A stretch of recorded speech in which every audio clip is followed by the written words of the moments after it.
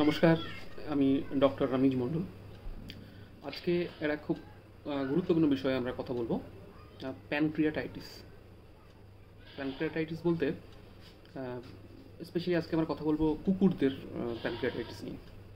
তার কারণ এখন অনেকগুলো কেসেস আমরা পাচ্ছি যেখানে সমস্যা হচ্ছে ডায়াগনোসিস করার, যে কোন ক্ষেত্রে আমরা অগ্নাশয়ের কোনো একটা সমস্যা হিসেবে আমরা ট্রিটমেন্ট স্টার্ট করব, সেই বিষয়ে আমরা জানবো। স্পেশালি এই ভিডিওটা বানানোর উদ্দেশ্য হলো যারা পেট ভালোবাসেন, যারা বাড়িতে পেট রাখেন, স্পেশালি ডগ এবং ক্যাটস। তো সেক্ষেত্রে কিছু একটা ধারণায় অ্যাকচুয়ালি প্যানক্রিয়াস জিনিসটা কি, অ্যাকচুয়ালি কীভাবে কাজ করে এবং ওর স্পেশাল যে ফাংশনসগুলো ওর শরীরের ডাইজেস্টিভ সিস্টেমে কীভাবে ইফেক্ট করে। অটোমেটিক্যালি আমরা বুঝতে পারছি যে প্যানক্রিয়াস নিয়ে যখন কথা বলছি তার হজম রিলেটেড কোনো বিষয়ে নিশ্চয়ই হেল্প করে, এজন্যই প্যানক্রিয়াসের এত গুরুত্ব। সত্যি কথা বলতে প্যানক্রিয়াস যে অর্গানটা কুকুরদের ক্ষেত্রে রাইট সাইড অ্যাবডোমেনের ডান দিকে অবস্থান করে, ঠিক স্টমাকের ঠিক পাশেই থাকে।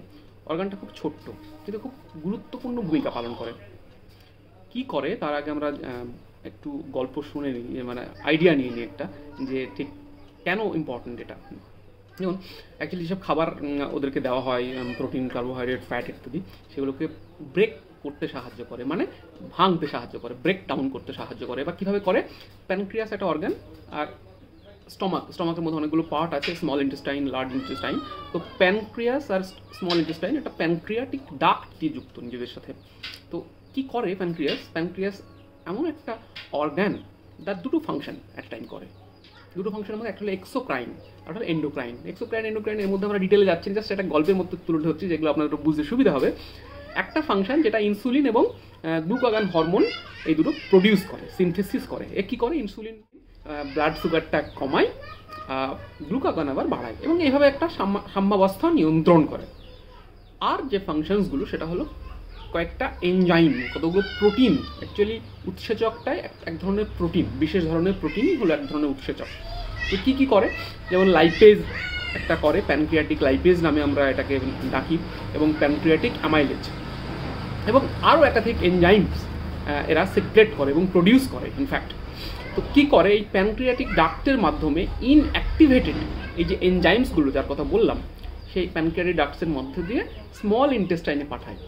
ইনঅ্যাক্টিভেটেড কেন বলছি? কেন ওই যে খাবারগুলোকে ব্রেক করছে, যদি এই প্যানক্রিয়াটিক ডাক্টের মাধ্যমে যেতে যেতেই ব্রেকিং শুরু হয়ে যায়, তাতে কী হবে? ইনঅ্যাডিকুয়েট ডাইজেশন হবে, বা ডাইজেশন প্রসিডিউর অনেক আগে স্টার্ট হয়ে যাবে। হয়তো খাবার নেই স্টমাকে, তবুও স্টার্ট হয়ে যাচ্ছে, এমন নয়।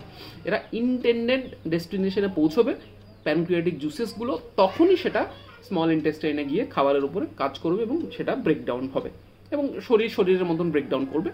তো এরকম একটা গুরুত্বপূর্ণ কাজ করে। এবার প্যানক্রিয়াটাইটিস মানে কি? প্যানক্রিয়াটাইটিস বলতে যে কোনো ধরনের ইনফ্ল্যামেটারি চেঞ্জেস, যেটাতে প্যানক্রিয়াস তার নর্মাল যেসব কাজ সেগুলো ও করতে পারছে না। বা নর্মাল কাজ বলতে সেগুলো হলো ওর প্রয়োজনীয় এনজাইম এবং হরমোন কিছু প্রডিউস করা এবং সঠিক জায়গায় সেটাকে প্রেরণ করা, মানে মেসেঞ্জারের কাজ করা।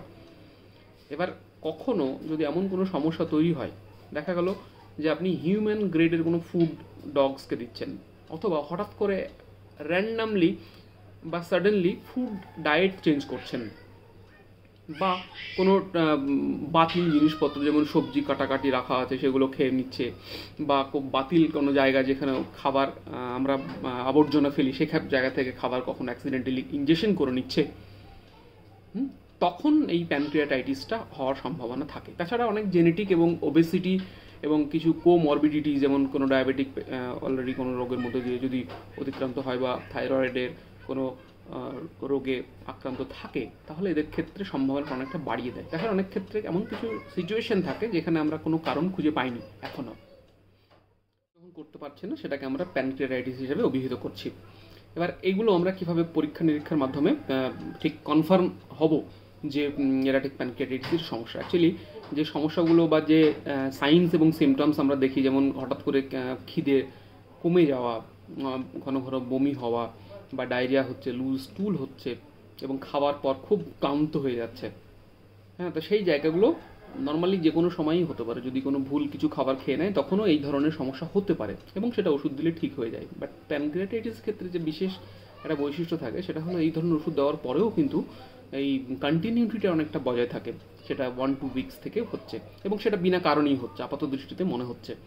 তো সেই জায়গায় দাঁড়িয়ে থেকে আমাদেরকে কিন্তু প্যানক্রিয়াটাইটিস যদি জানতে হয় তাহলে এনজাইমসগুলো দেখতে হয়, যে প্যানক্রিয়াটিক লাইপেজ এবং প্যানক্রিয়াটিক অ্যামাইলেজ এনজাইমসগুলোর কন্টেন্ট, মানে কতটা প্যানক্রিয়াস, পার্টিকুলার প্যানক্রিয়াস সিনথেসিস করছে বা প্রডিউস করছে, যেটা ব্লাড এতে পাওয়া যাবে।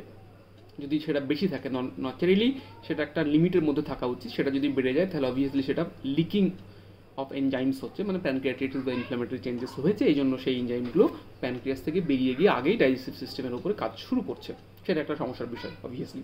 কারণ ইনঅ্যাক্টিভেটেড যদি না হয়, প্যানক্রিয়াটিক যে ডাক্ট আছে সেটাই ক্ষতিগ্রস্ত হবে সেই জুসের মাধ্যমে।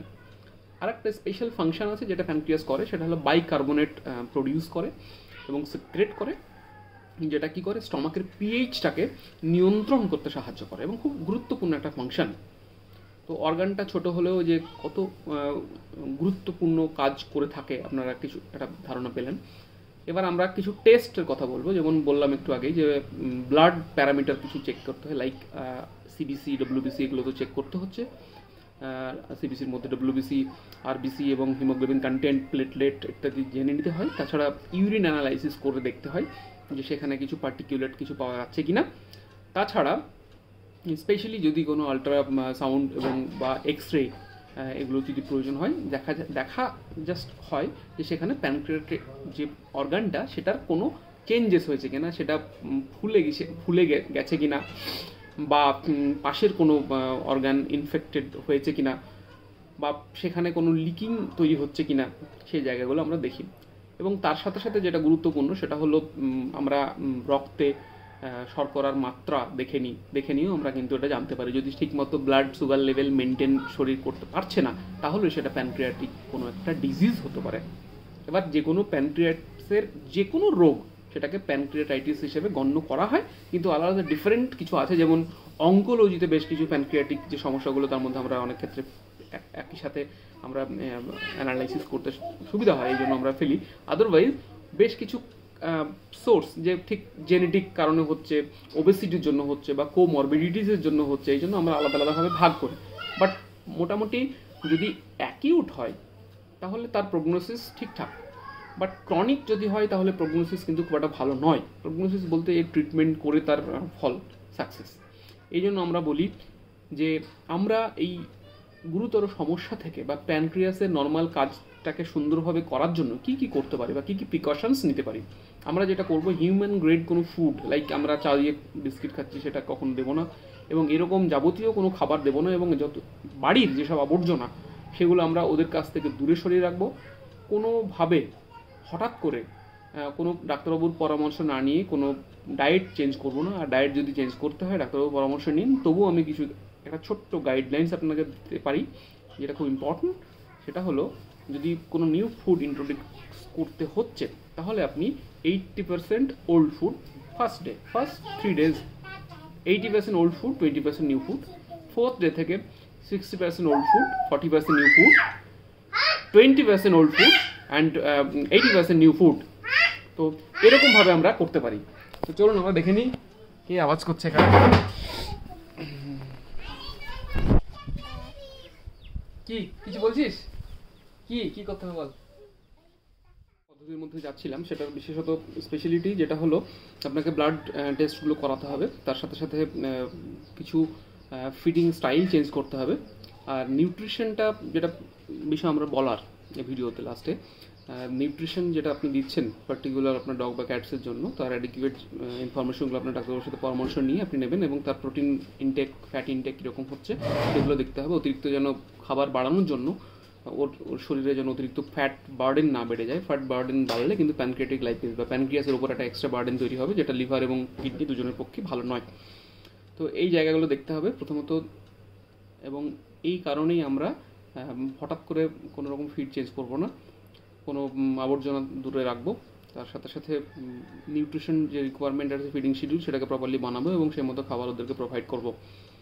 আর এই বিষয়ে আরও জানতে হলে আপনি আপনার ওয়েবসাইটে গিয়ে বাকি ব্লগটা আপনি দেখতে পারেন।